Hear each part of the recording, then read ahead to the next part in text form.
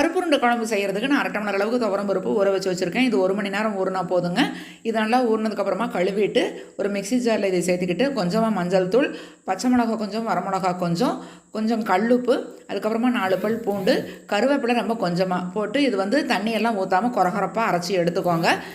இந்த அரைச்சி விழுது கூட கொஞ்சமாக பொடியாக கட் பண்ண வெங்காயம் சேர்த்துக்கோங்க.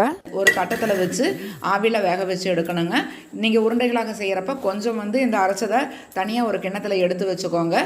இப்போ வானலியில் எண்ணெய் ஊற்றி கடுகு தாளிச்சிட்டு சின்ன வெங்காயம் கொஞ்சமாக தாளிச்சுக்கிட்டு அது கூடவே பூண்டும் போட்டு நல்லா வணக்கினதுக்கப்புறமா கொஞ்சமாக புளிக்கரைசல் ஊற்றிக்கோங்க.